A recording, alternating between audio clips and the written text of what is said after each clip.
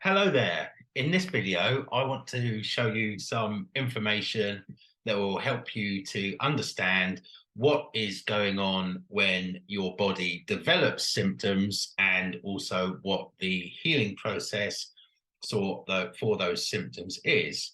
So this is a model from Metaconsciousness and German New Medicine with the understanding that all symptoms in the body are an intelligent adaptation by the body designed to fulfill some form of evolutionary survival role.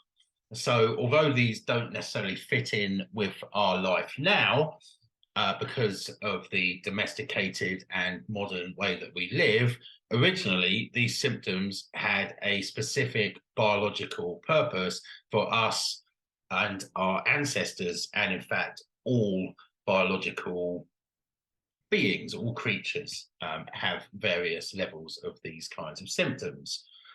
So I'll just talk through this model. And so what you've got here at the start is your normal day and night rhythm. The orange represents periods of higher activity during the day, and the purple representing the more rest and relaxation and digestion going on at night. So you can call it the stress phase and the restoration phase, also known as sympathetic and parasympathetic state. So that can be carrying on as normal, your normal day-night rhythm. And then you have some form of shock, either an original shocking event, which is unexpected, dramatic, isolating, and you have no strategy to deal with it, which in metaconsciousness we call a UDIN, or it can be a trigger event, which reminds you unconsciously of a past conflict shock UDIN. And then what happens is that a specific body tissue, so whichever body tissue is affected by this particular kind of stress, which first of all hits the heart, then hits a particular part of the brain, then is transferred normally into a body tissue, goes into overdrive to try and resolve the conflict. So then you have the stress symptoms, some form of adaptation happens in the body part, often not necessarily noticed at this stage, but then you have all of the stress symptoms as well during this time of things like obsessive thinking, perhaps your sleeplessness, not digesting so well, needing quick hits of sugary foods, generally feeling very cold, so cold sweats and active. Really, the body is trying to resolve whatever the shock is. Then at this stage, you have this restoration trigger. So this is basically a reversal of whatever the stress was. And it can either be a good acceptance, so a full resolution to whatever the stress is, in which case you continue and have a complete healing, or it can be some kind of partial acceptance or a resigned acceptance, such as, oh, this is just the way it's always going to be. I'm going to have just to put up with it. And then it can either be a sense of relief or just whatever it is, your body comes out of stress, the conflict is fully or partially resolved at this point, and then you go into this restoration phase. Now, in the restoration phase, you tend to feel hot, you are sweatier, you might smell, you'll sweat, you'd be tired because it's the time of resting, the time of recovery from this period of overdrive, this stress period. And in this restoration phase is often when you notice most physical symptoms happening. In fact, the physical symptoms are actually the body attempting to heal from the adaptations that you might not have noticed during the stress phase. And this is, of course, when you're feeling bad because you're feeling tired, you've got the symptoms, which can be painful. And so this is often the time actually when we feel really ill. And this is the time when people would go to the doctor and get some form of treatment. And that might be completely necessary to do that. But what those can often do is push your body back into the stress phase, so it feels like the symptom has gone, but actually you are just masking these symptoms by um, chemically stressing the body again and being in that stress phase again. And so eventually, at some point, you have to go into this restoration phase. And then you go through the restoration phase, and this would last, if you had a full resolution, then this restoration phase and normalization, the entire thing will last approximately the same time as that stress phase, the sort of body going into overdrive to resolve the conflict phase. In the middle of this restoration phase, you have a healing peak, which is like a stress test for the body. So you experience some form of stressful response, which is, basically testing the body to see whether you are ready to return to life, return to the herd. And these healing peaks can be very dramatic, or they can be something very mild. So it can range from things like a moment of forgetfulness, a moment of amnesia, right the way through things like vomiting, diarrhea, seizures, and even attacks. So things like strokes and heart attacks. So they can be, depending on the organ tissue, they can be a very powerful thing, or they can be a very minor thing.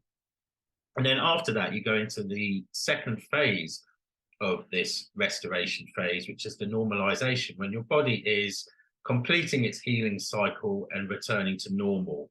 And this would be the time where actually toxins, whether those are emotional and hormonal toxins, or things that have built up in the body during this stress phase and then have been sort of pushed out into that restoration phase and released in the normalization phase, come out. It will also be when body tissues that have either have been built up as part of the stress response are broken down and released from the body. So you can have things like coughing, like mucus, even things like blood coming from whatever direction. And it can, of course, feel quite scary, like there is something bad happening.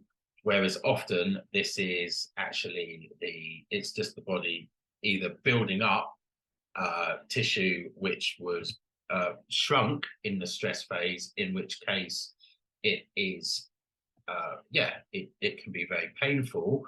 For example, musculoskeletal repairs, or it can be, things breaking down and coming out in the form of mucus, blood, whatever.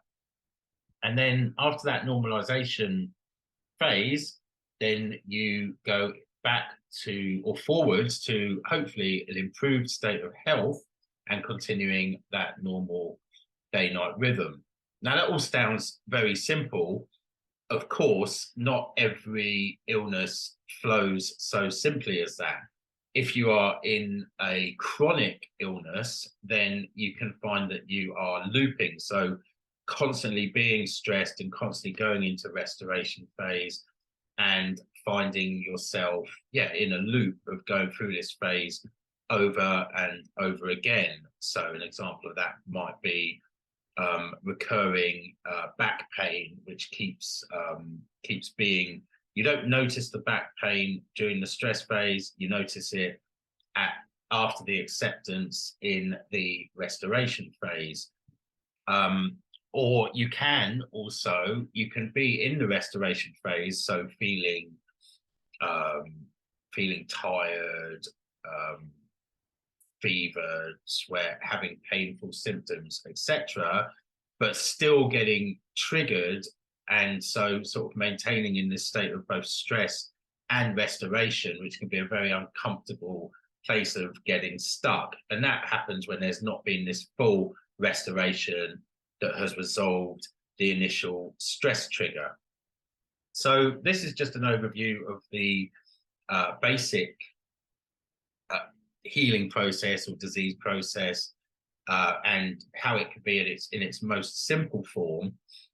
But it is possible that you can get stuck in it, or have different triggers or tracks that actually remind you, take you back into stress again, even while your body is endeavoring to heal.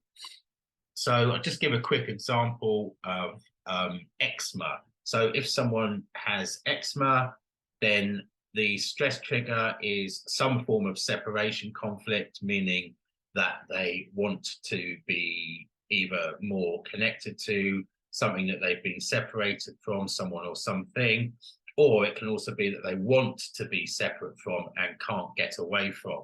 And the location of the eczema will have a meaning as well as to what that particular thing is. For example, if it's on the insides of the arms, the eczema, then it might be that they're missing a hug or something like that. And the different body locations mean different things, which are subjective to each individual, but also have specific themes.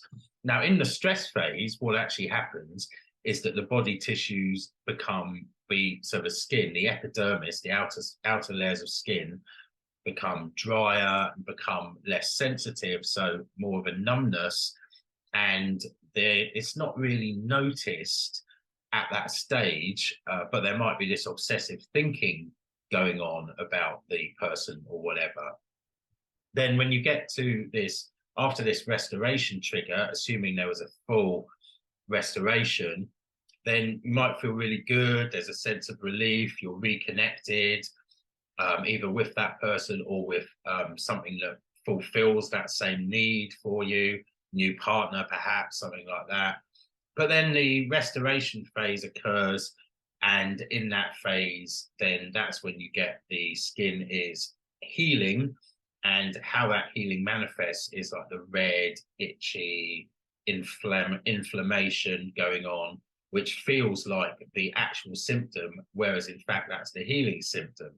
And then over this phase, if there has been a full restoration, then the eczema can disappear and then won't come back.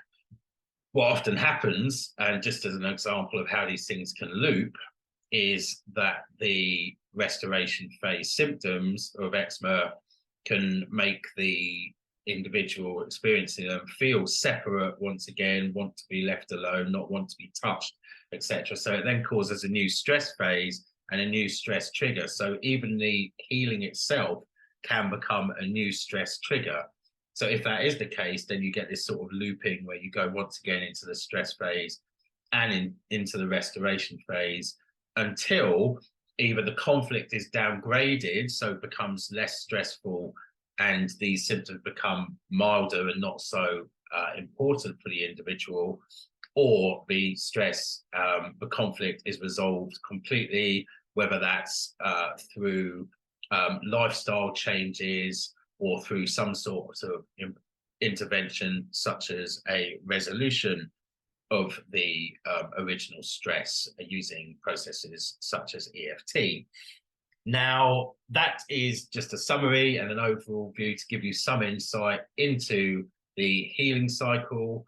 There is more to it than that, but I hope that it helps you as something to refer to when you are looking to understand your symptoms from the meta perspective. So that's Sam at EFT Now. Bye for now.